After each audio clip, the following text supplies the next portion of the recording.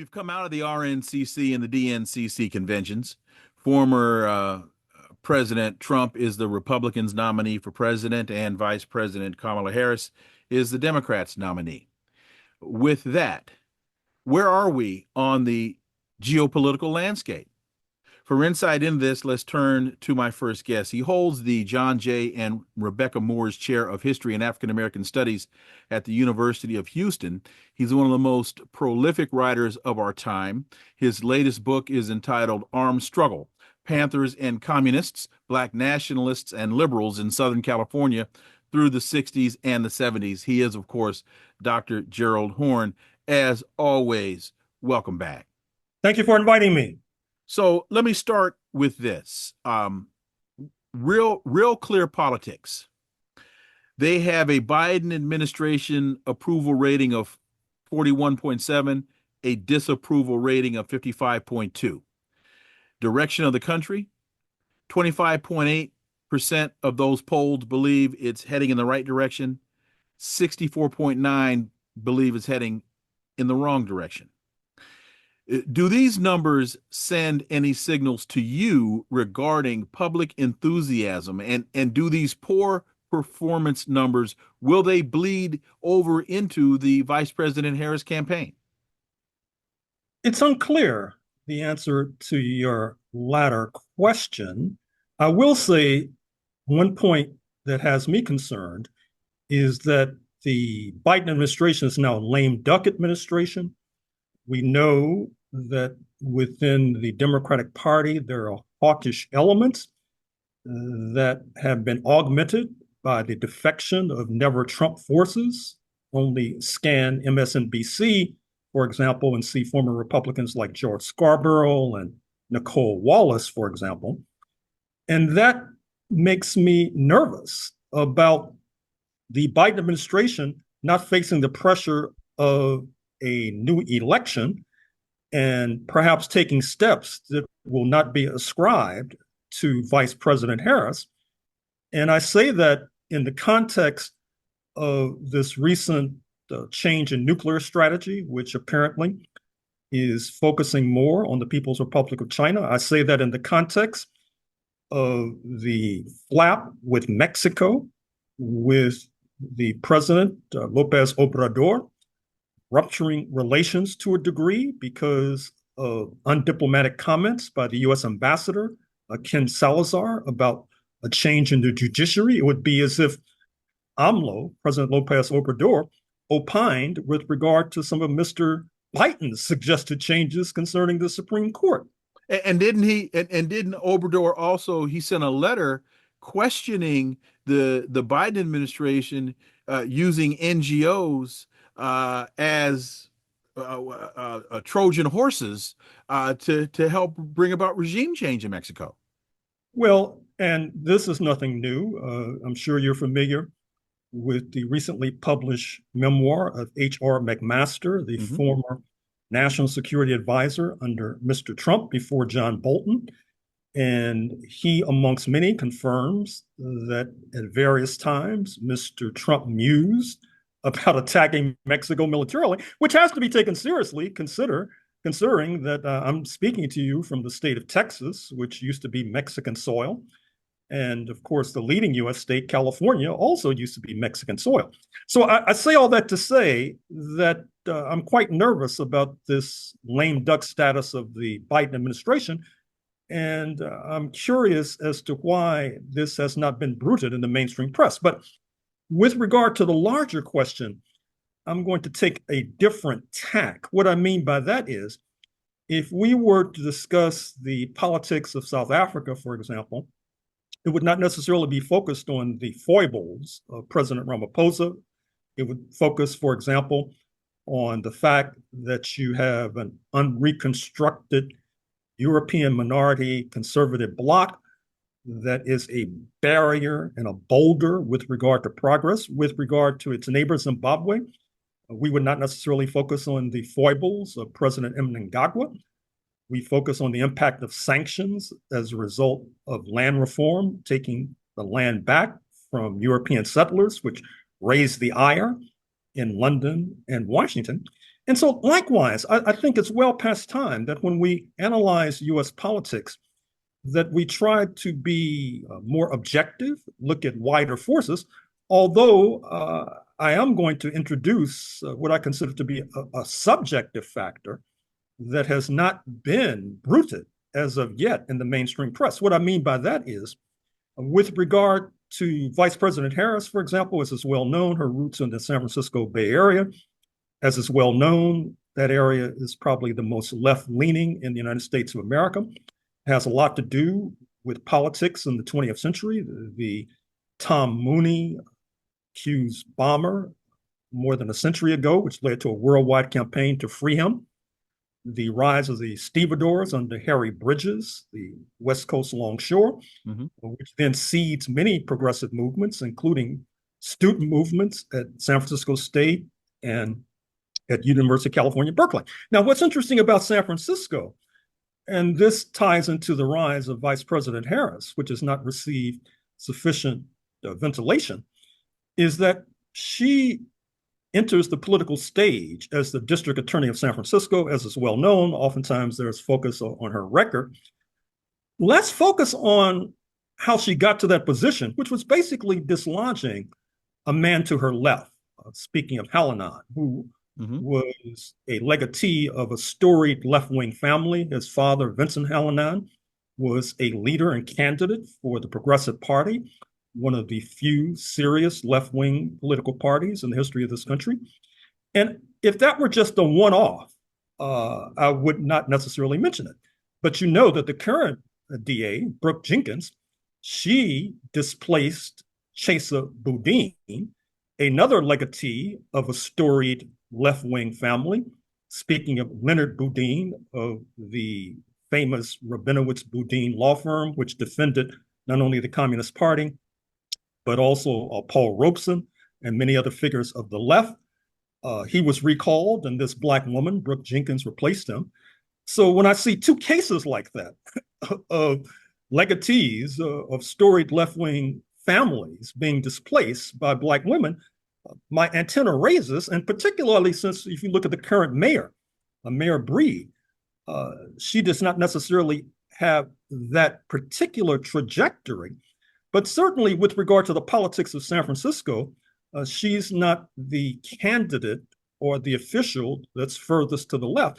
And that's the uniqueness of San Francisco politics, is that even though you can be considered, as the Trump campaign would have it, a radical in the US context, in the San Francisco context, that's not necessarily the case. Now, that brings me back, if we have time before the break, to other points, if I should go on. Well, yeah, go ahead. Okay, the other points that I were going to mention that folks really need to consider when considering US politics is that despite a lot of talk about the United States being a democracy, when it comes to politics, we act as if 75 million people, for example, voting for Donald Trump in 2020 is an irrelevant detail. Instead, we focus upon the unique threat that he poses to democratic rights, civil liberties, etc. But I think that that particular flaw may be a product of a lack of historical understanding. What I mean by that is, as a result of the courage and heroism of these pro-Palestinian protesters on college campuses, the descriptor settler colonialism has barged into the vocabulary of the United States of America. That is to say, settler colonialism is not only an adequate descriptor for historic Palestine, or for Southern Africa for that matter, it also applies to North America. And as one who's written on the origins of settler colonialism in North America, I'm here to tell you that settler colonialism, that is to say, the invasion beginning in the 1580s by settlers from England of various class backgrounds, sponsored by the 1%, that introduces the element of class collaboration. That is to say, people of various class backgrounds working hand in hand. You see that at its zenith, perhaps, or perhaps its low point in 1991, when a Klansman and a Nazi, David Duke, gets 55% of the Euro-American vote across class lines, running for governor of Louisiana. But interestingly enough, if you look at the Black population, it's largely a product of class struggle. I mean, it's a community that has to engage in class struggle. It reaches its zenith in the Haitian Revolution, 1791 to 1804, when the unpaid sector of the working class basically boots out the exploiters and then seeks to seed and fund other anti-slavery movements, particularly here in the United States, which leads to our freedom in 1865. And the descendants of that enslaved class still vote against the right wing more heavily than any other demographic, which I see as a legacy of being a descendant of the unpaid sector of the working class. Now, that's one factor that's rarely rooted when discussing US politics. And then there's another more sensitive factor, which is one of the reasons why London was able to still a march on the Iberians, speaking of the Spanish and the Portuguese who dominate this hemisphere, as Mexico and Brazil tend to suggest. They stole a march because London, which had expelled this Jewish population at the end of the 13th century, but by the 16th century, when the rush was on to liquidate the Native Americans and steal their wealth, London had moved towards the Protestant sect under Martin Luther, and that unleashed a round robin of religious conflicts between Catholics and Protestants. The scrappy underdogs in London had no choice but to then embrace the Jewish diaspora defensively. And that becomes the kind of secret sauce that helps to explain how the Londoners prevailed in North America. Now, to fast forward to 2024, part of the crisis that US imperialism faces is that bargain brokered centuries ago is coming back to haunt, because this support for Israel, which is in the immediate sense a product of the potency of the Zionist lobby, but in the longer term sense, it's a product of that bargain that was brokered centuries ago, is backfiring, causing reputational damage to US imperialism, aiding China, which it then is able to bring Palestinian factions together, as it did a few weeks ago, able to broker an entente between Iran and Saudi Arabia, as it did a few months ago. And this inevitably is going to lead to a crisis in this country, because the rulers in this country, Democrats and Republicans alike, now see China as being public enemy number one. And yet, once again, the United States is bogged down in historic Palestine. One does not need to be a soothsayer or a seer to predict that this is going to cause enormous strains at the highest levels of the US ruling elite. It's going to lead to a crisis of US imperialism. And there are other factors too, should I continue. Let's do that on the other side. Ladies and gentlemen, Dr. Wilmer Leon here. Inside the Issues is where you are. Sirius XM 126 Urban View. That's the voice and the brilliance of Dr. Gerald Horne. And right now we're listening to Honeybone. This is Russell Malone from Triple Play, 2010 Max Play Records. Bass, David Wong. Drums, Montez Coleman. Do yourselves a favor. Keep it locked right here. Sirius XM 126 Urban View.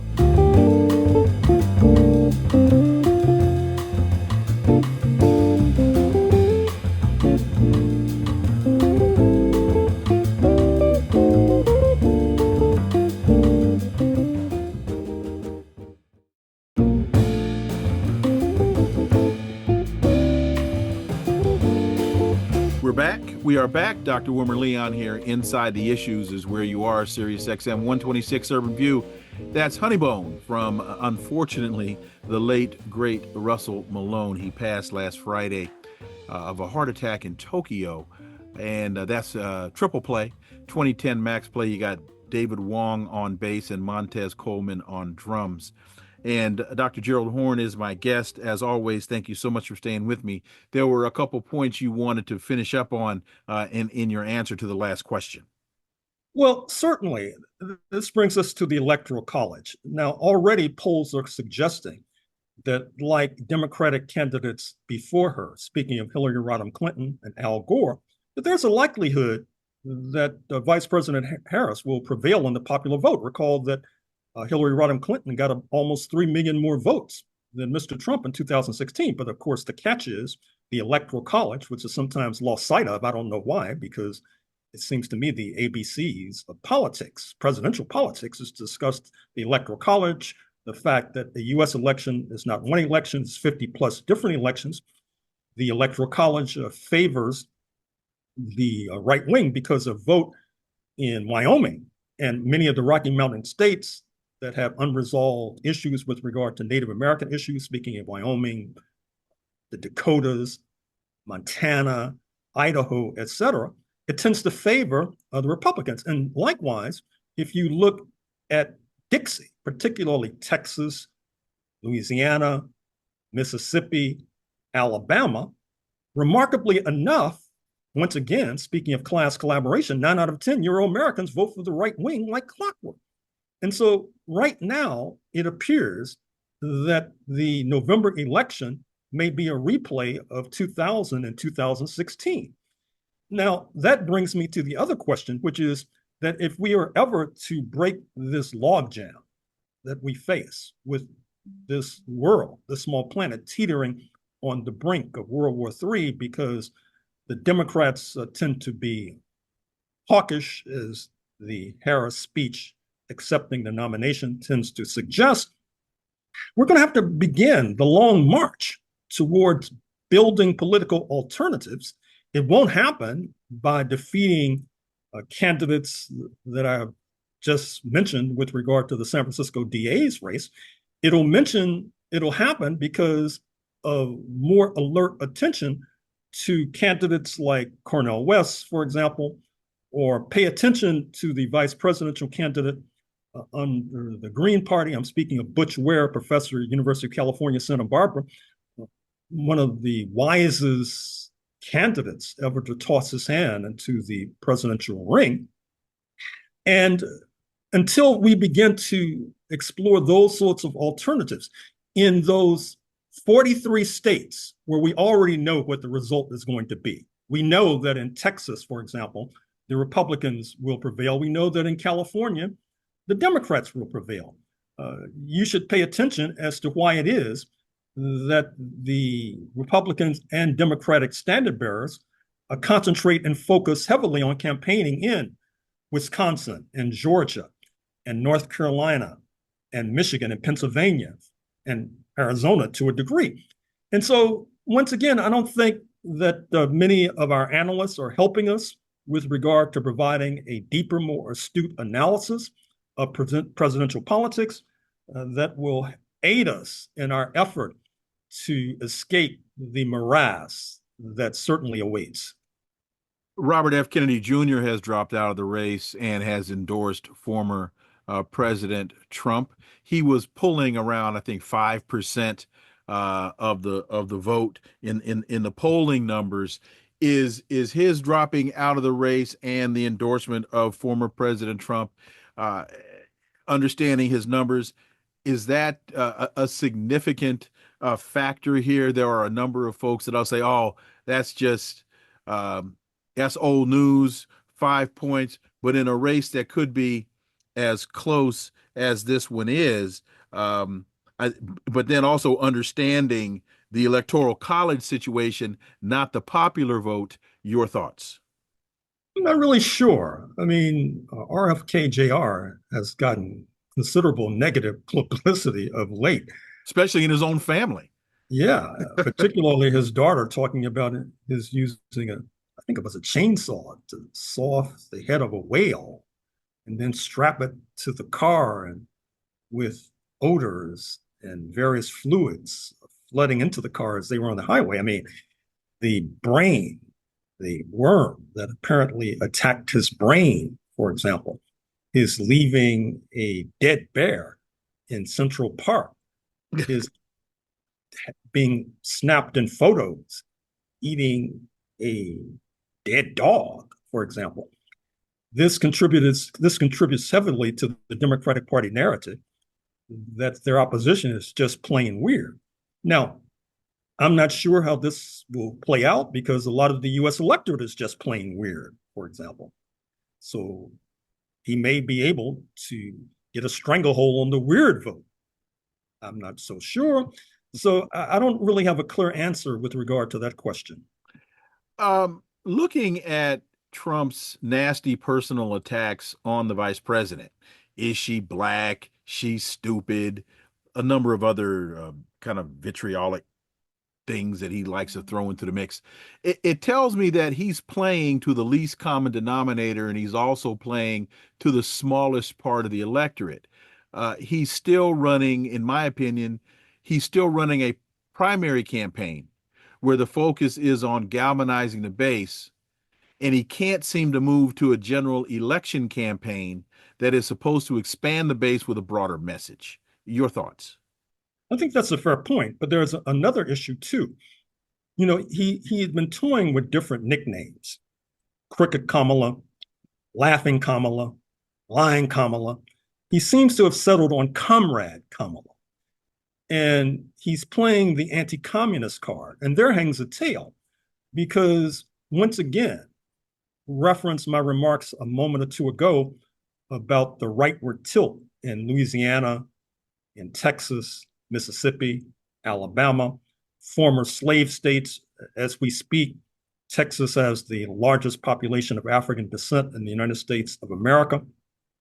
Keep in mind that when slavery was abolished in 1865, the slave owners demanded reparations for their lost property, which they did not receive, unlike their counterparts in Britain, for example, who, as late as the 21st century, the descendants of enslavers were still being paid off by London, for example. We all know what happened to Haiti when Haiti had to pay a kind of reparations to enslavers. And then if you combine that with the fact that this anti-communist card that Mr. Trump is playing ties in to the fact that the socialist project, inaugurated in the 20th century with Paul Robeson, the late great actor, being the kind of public face of the socialist project, given his sympathy for the former Soviet Union, you have this rather strange combination of anti-blackness and anti-communism that I think this Comrade Kamala trope plays into. And I think that's one of the reasons why Mr. Trump is deciding to stick with that trope, because I think that it resonates with a particular segment of the US body politic. Now, whether it resonates beyond the Old South, as you said, the attempt to expand his base is another story. But we should not pass by blithely this idea that Comrade Kamala is somehow not more potent than some of us might imagine. Trump's selection of J.D. Vance as his Senator J.D. Vance as his running mate, a guy who just a few years ago was comparing Donald Trump to Adolf Hitler, uh, not even Mussolini. I mean, he had to go all the way to Hitler. Um, your thoughts there, and I find it interesting. I haven't heard any of her surrogates speaking to that point. I mean, how do you uh, at one point compare somebody to Hitler, and now you're standing on a stage next to them, extolling their so-called virtues and trying to convince us that this person is someone that we should seriously consider to be president? Well, there are so many defects and demerits with regard to Senator Vance, I'm not even sure where to start. I take seriously the rumblings that have suggested that Mr. Trump has buyer's remorse with regard to selecting J.D. Vance. Mm-hmm. That is to say, if he were to pick a vice presidential selection after Kamala Harris enters the race, he likely would have picked a woman. But it's not only that. Mr. Vance, Senator Vance, being married to a woman of South Asian descent, has upset some members of his base, his white supremacist base. They have dug into the archives and plucked out pictures of Senator Vance in what they consider to be South Asian garb. They played up the fact that apparently he's something of a chef with regard to South Asian dishes, for example. They don't see that as a plus, by the way.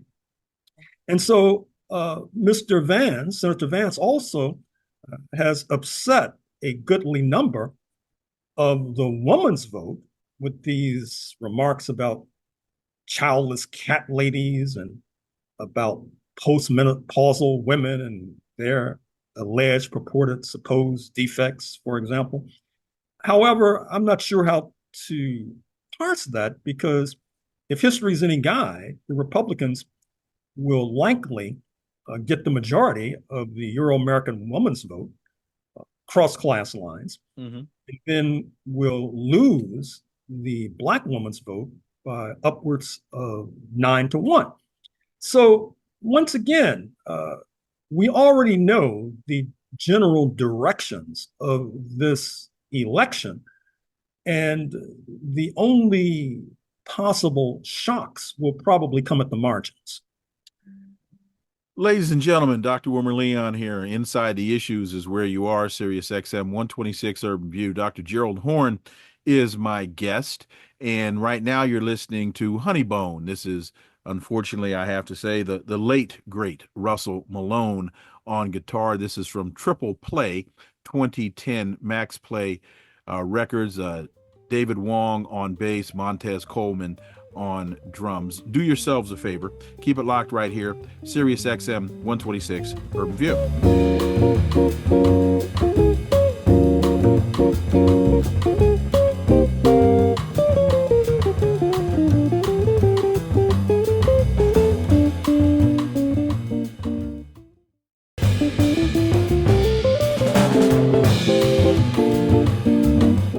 We are back. Dr. Wilmer Leon here. Inside the Issues is where you are. Sirius XM 126 Urban View.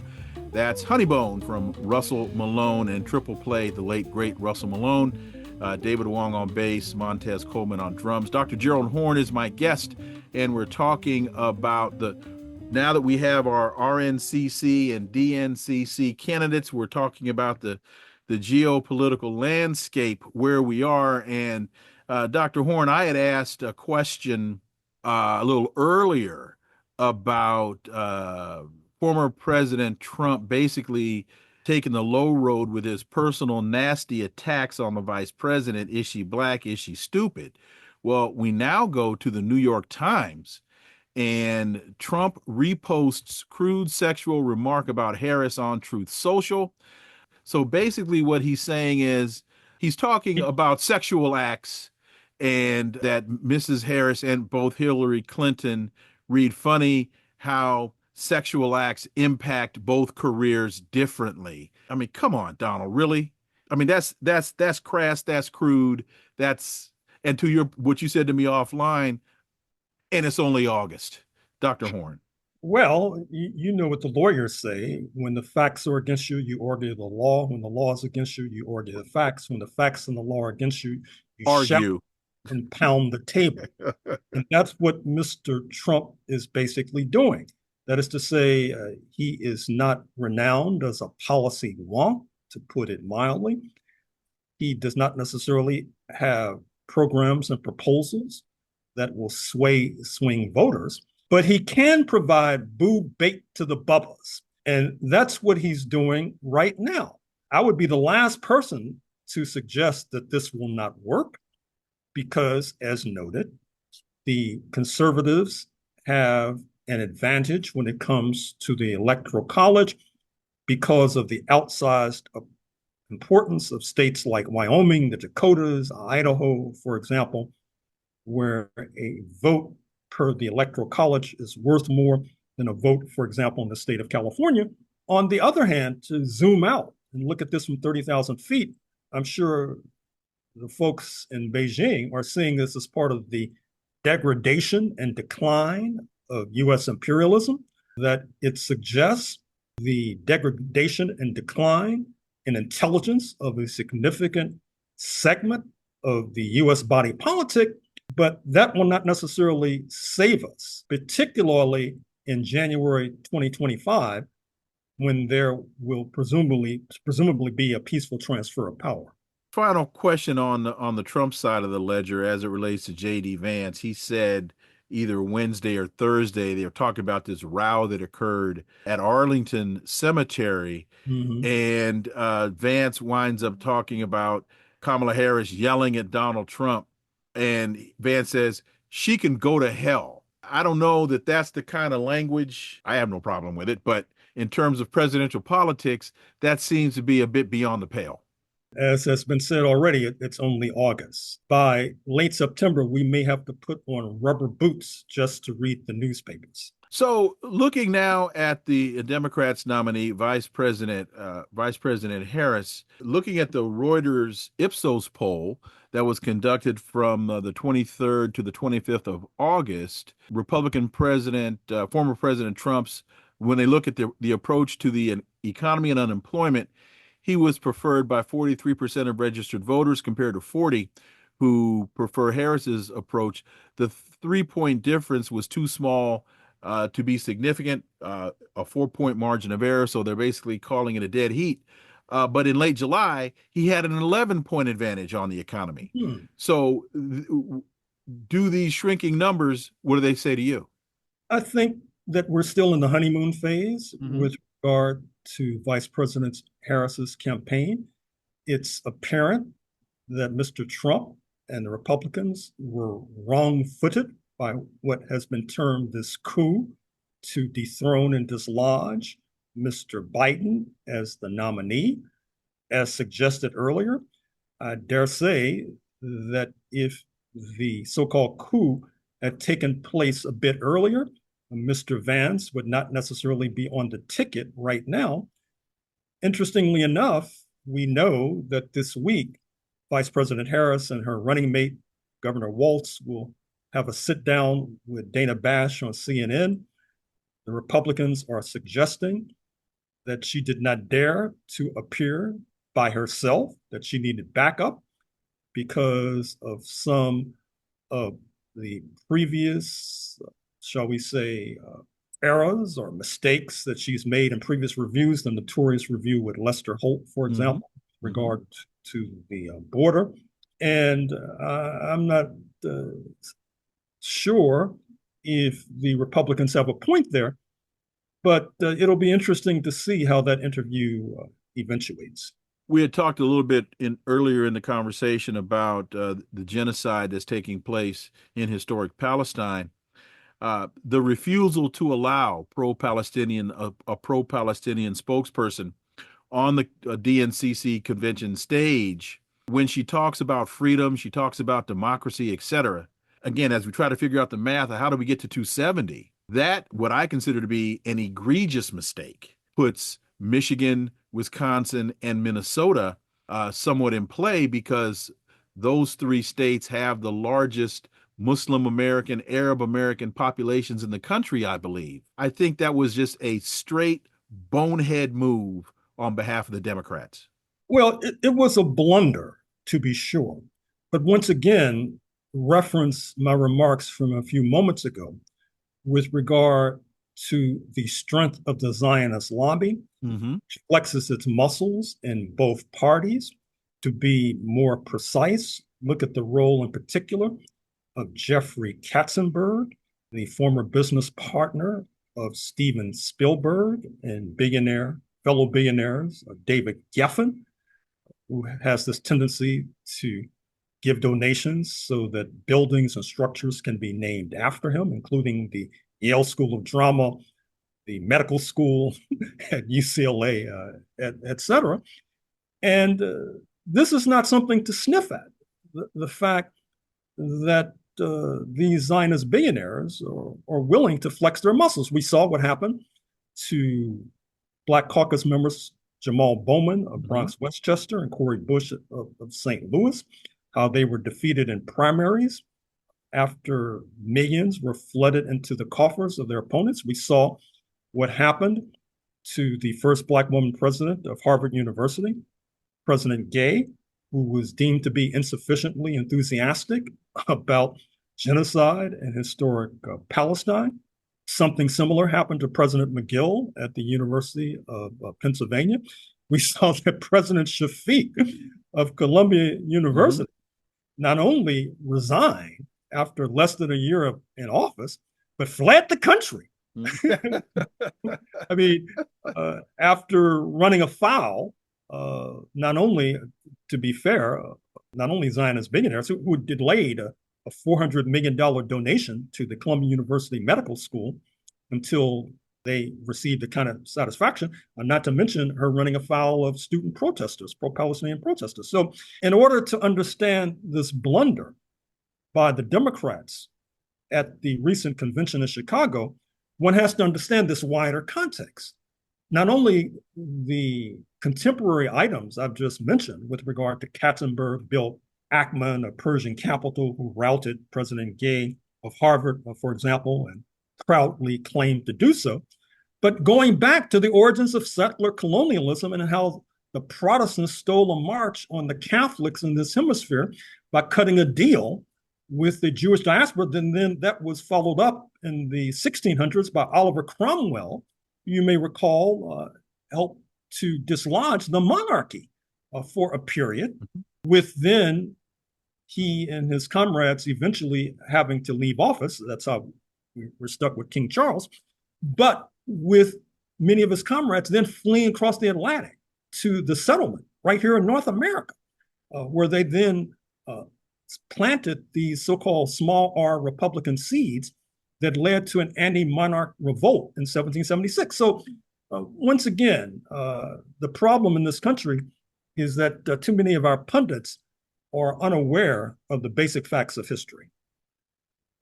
What are we to make, if anything, of the fact that as of you and I having this conversation today, there's still no policy tab on the Harris Waltz campaign website? There's no policy stated. Um, that to me is incredibly troublesome.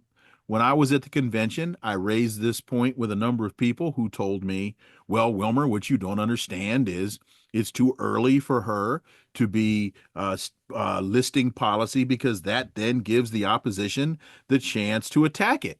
To which I said, well, that's one argument, but another point could be if you have policy, if you understand the policy that you have, and you can defend your policy, you would want him to attack you because then that gives you the opportunity to demonstrate your command of the subject matter. Not to mention, you ran for president 4 years ago, so you had to have developed some policy then.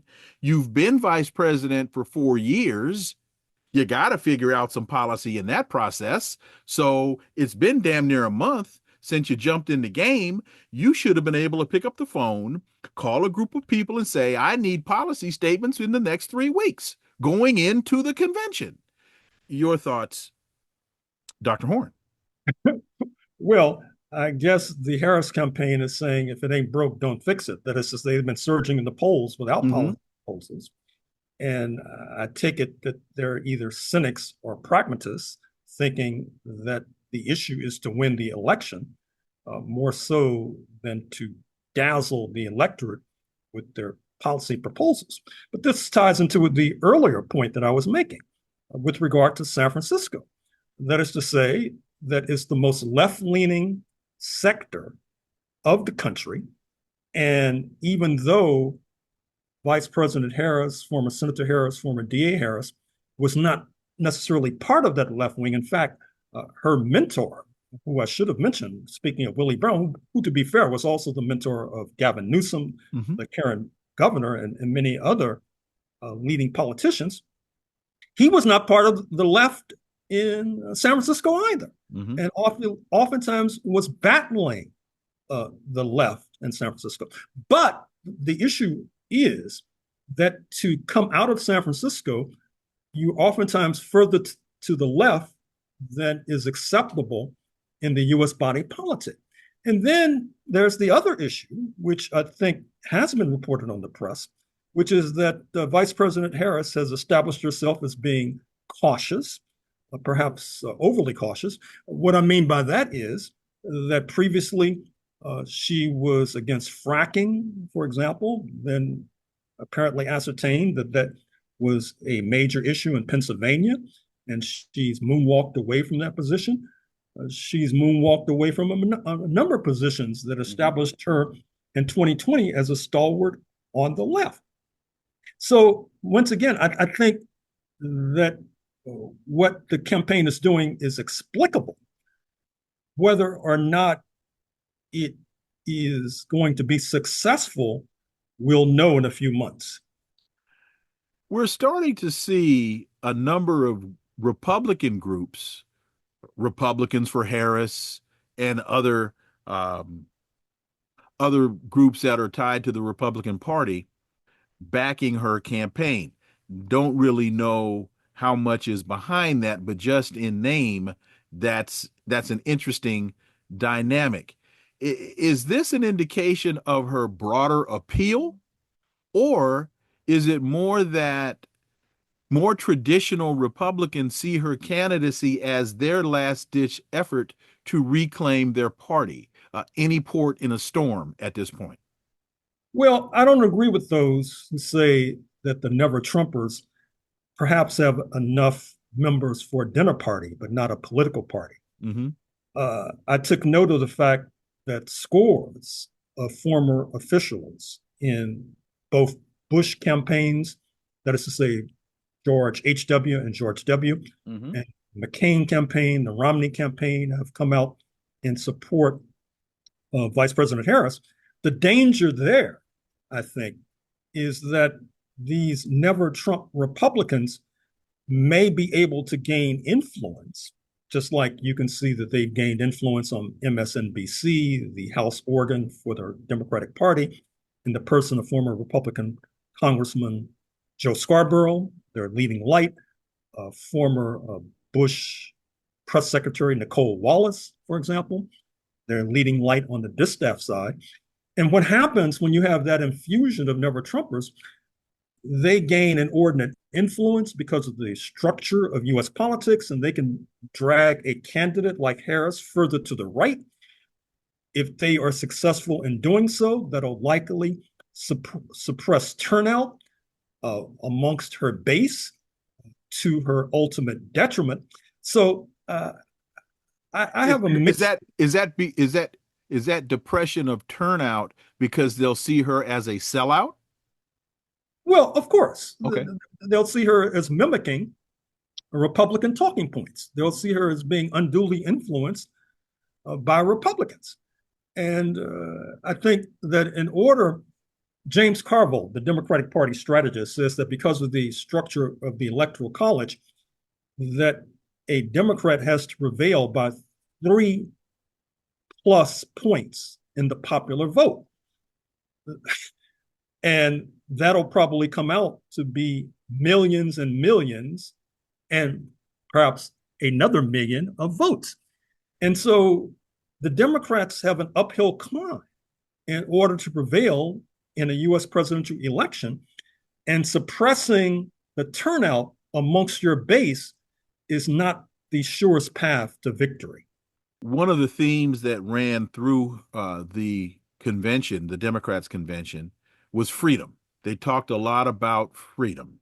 And they're having this discussion while the Uhuru 3 trial starts this coming Tuesday in St. Petersburg. Scott Ritter's house has been raided by the FBI. That doesn't sound like an administration, in terms of the Biden administration, focused on protecting the Constitution and the First Amendment. Those actions by the Department of Justice, by the FBI, under the Biden administration, of which Kamala Harris is the vice president, doesn't sound like freedom to me. Is that troubling to you as well? And if so, how do they square that circle? Well, I don't think it's possible. As a matter of fact, I think once again, it ties back to a point I introduced early on, which is that I'm quite troubled and disturbed by what this lame duck status of Mr. Biden may portend. There are not sufficient restraints upon him. He does not have the hot breath of an election breathing down his neck. Since his endorsement of his vice president basically forestalled the possibility of a mini primary, that leads me to suggest that he is in her corner, and therefore he may want to, in his mind, clear the decks by going after dissidents so that they will not be troubling a possible incoming President Harris. And so this is all very disturbing. And I must say, as a person who has been dubbed a dissident himself, speaking of yours truly, I have, shall we say, enlightened self-interest. I have skin in the game when it comes to this impending federal trial of Chairman O'Malley and the Uhuru Three in terms of the raid on Scott Ritter's home. Uh, I must say that I think that the bell tolls for thee and perhaps even for me. And well, uh, and we're not only seeing we have about 2.5 minutes. We're not only seeing the attack on Scott Ritter. We're not only seeing the attack on Chairman Omala Yeshitela and the Uhuru Three, but on the international scene, you've got the Telegram CEO Pavel Durov being arrested. So this is not only happening domestically; it's happening internationally as well. We got about 2.5 minutes. Well, to be sure, and you might have seen this rather striking admission by Mark Zuckerberg of Right. Facebook. Yes. Apologize. Well, I don't know if I call it apologize. He backtracked with regard to saying that perhaps he should not have bent to the will of the Biden regime early on in that administration when he not only removed satire from the Facebook site, uh, but also, if I'm not mistaken, removed stories about the laptop. Yes. The Hunter Hunter, Biden laptop and COVID-19 stories that the FBI had told him was Russian propaganda, and the Biden administration had told him it was Russian propaganda, and he now has found out those stories were true. so obviously, this is of concern. Uh, this is of concern in the sense that, as a person myself, who's rather, shall we say, outspoken, uh, I'm concerned about what these troubling incidents may portend for myself, for example. And I'm sure that you're thinking along parallel lines. Yes, sir, I am. Dr. Gerald Horne, as always, thank you so much for your time. Greatly, greatly appreciate that analysis. And as always, I look forward to having you back. Thank you. Hey, folks, Dr. Wilmer.